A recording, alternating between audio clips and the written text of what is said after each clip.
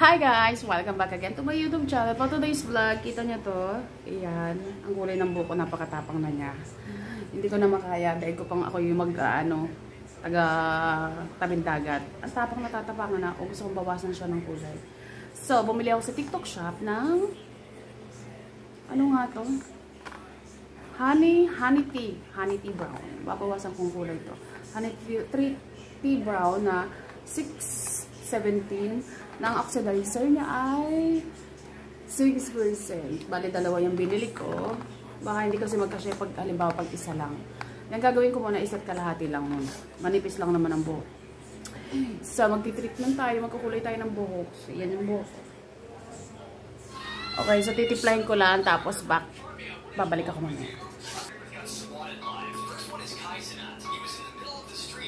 Tiplayin natin. Ayun, nagpalit ako ng damit. Tapos, nag-gloves na rin ako. So, start na. So, yun guys, start na ako magkulay. Sineparate ko lang yan ng papaganyan at papaganyon. Eto nga, asawan-sawa na ako dito sa kulay ng buhok. Napakatapang. Dahil ko pa daw na magtitinda ng alahas. Diyos ko po, nakakahiya. So, yan. Inuna ko muna yung sa ilalim. Hirap talaga magkulay na mag-isa. No? Yung mag-DIY. Lalong-lalo na pag yung papalansyahin mo yung buhok mo.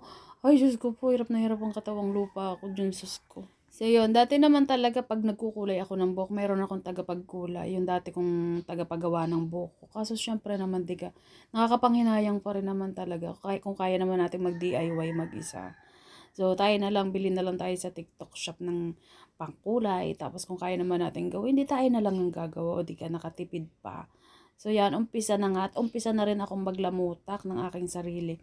Bale, yan nga pala, binabad ko siya ng dapat 25 minutes hanggang 30 minutes. Ang ginawa ko dyan, 45 minutes. Kaya, naubos talaga lahat ng kulay, natabunan siya. Parang, naging kulay, ano siya, ash. So, yan, bale, huling kinulayan ko ito, natatandaan ko, mga December, bago kami umuwi ng Mindoro. Tapos, unang kulay ko pa, hindi pa ako nagandahan. Bumili ulit ako ng panibagong kulay. Nagpatong-patong. Kaya ayan, na-dry na rin talaga ang buhok ko, kakakulay. Diyos ko. Okay, so paano guys? Wala na akong masabi sa voice over na ito. Di bahala na kayo. Tingnan nyo na lang hanggang dulo yung result kung anong magiging itsura.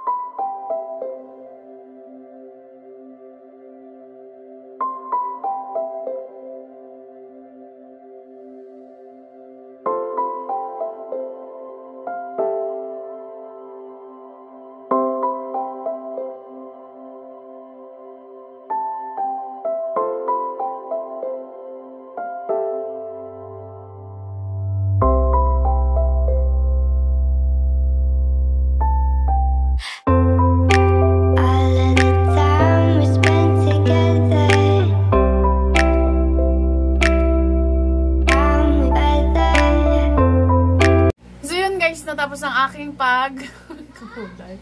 Kaya parang nadismaya ako. Parang hindi ako masyadong sanay. Parang diga blond yung buhok ko. Tapos parang kinalabisan ay yung ganitong kulay.